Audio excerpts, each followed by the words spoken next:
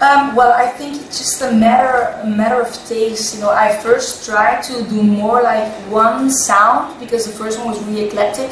But I thought I want to do one sound, but it's just not possible for me because I'm as much into hip hop as I'm into jazz, I'm into pop, I'm into soul, I'm into electro. So I just want to do it all, you know. And I could do there's one, for example, Sadness, really old school soul.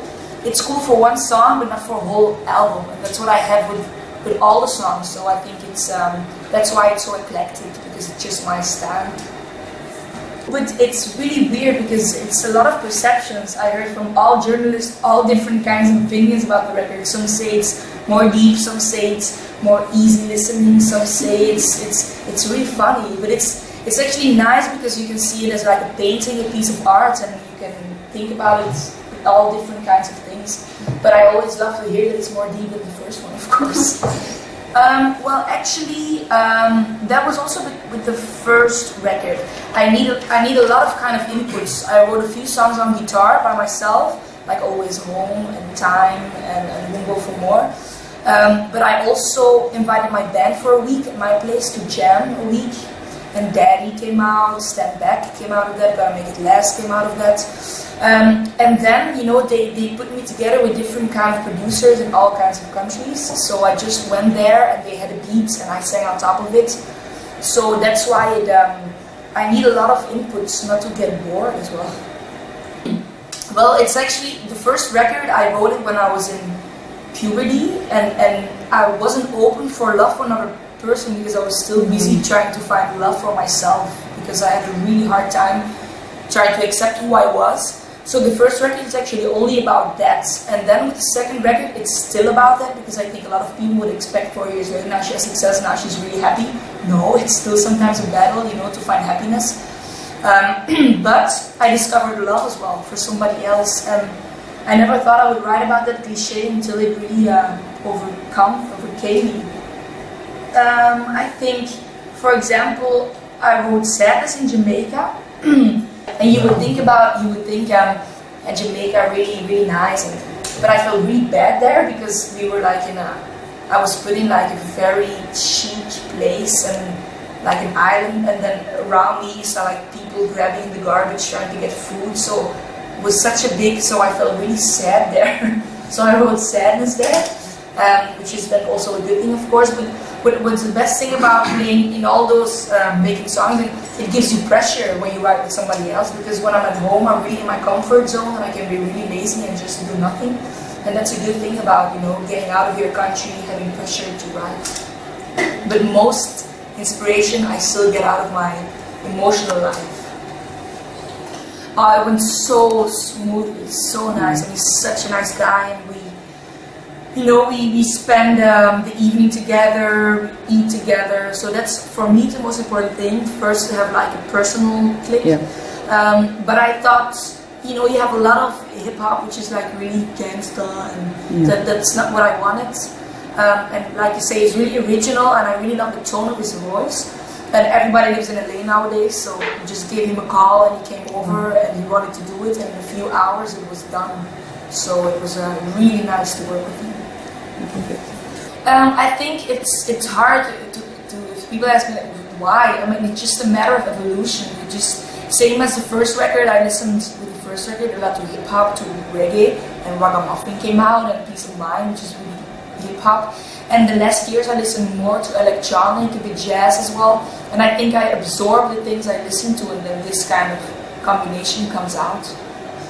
Well, actually, it's dressed in a disco, but the first version was really down-tempo, melancholic, really sad. And that's when I wrote it with music in my head. And it was crazy because it was 4 houses further than me that she died, in Los Angeles as well.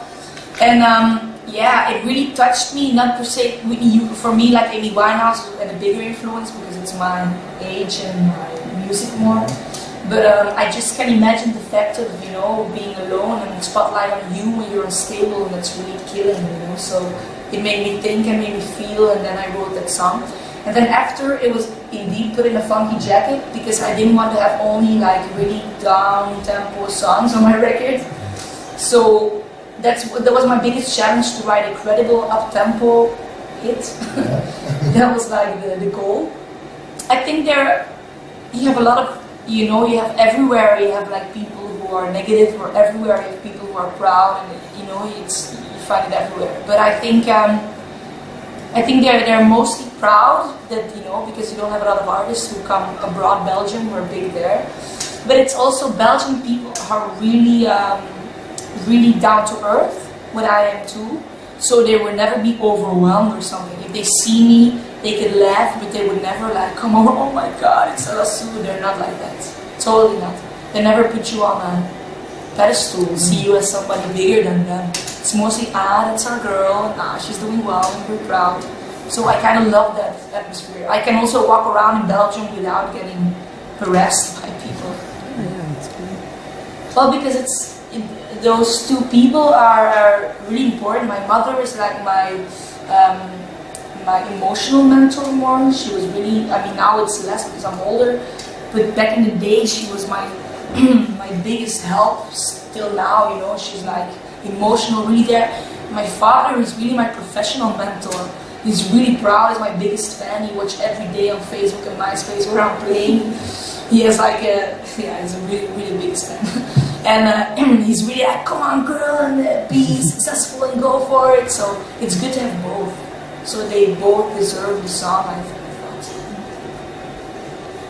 I think that's one of the most beautiful moments on the record, because always when I come home after a tour, he acts in a certain way, and without him knowing, I recorded it.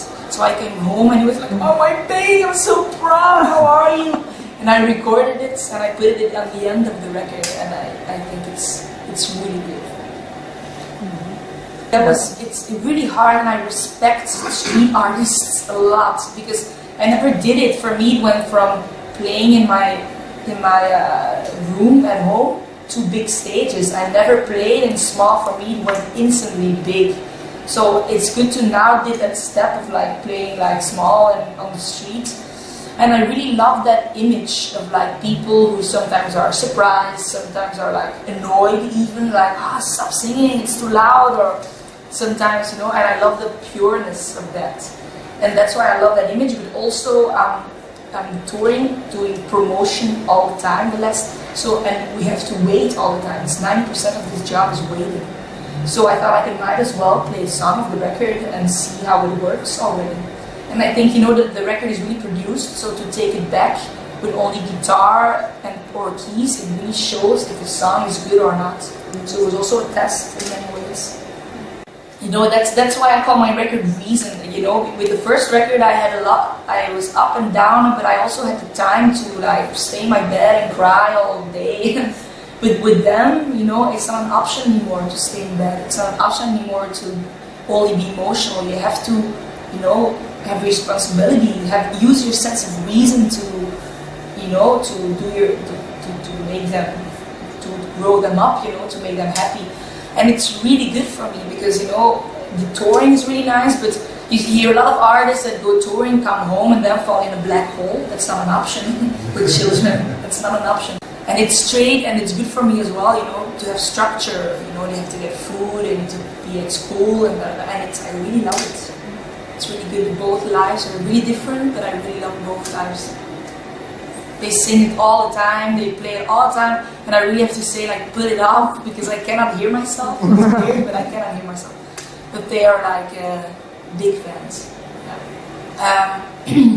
I think the good thing is, sometimes I can be really annoyed about a song, but then I, say to myself, at a certain point in the past, I really loved it, so then it's fine. But they're all my babies. It's hard to choose between your children in a way as well. But I think Always Home, I wrote it down guitar. The guitar tracks are really close to me in the end. Always Home is a good one. I think Falling Out is really dark, but really honest. Yeah, Always Home, I think. It's just a lot of energy. I played here like 3 years ago, and I toured with the first record for 2 years and a half. So you cannot have another option than to get better, and to get used to it, to evolve.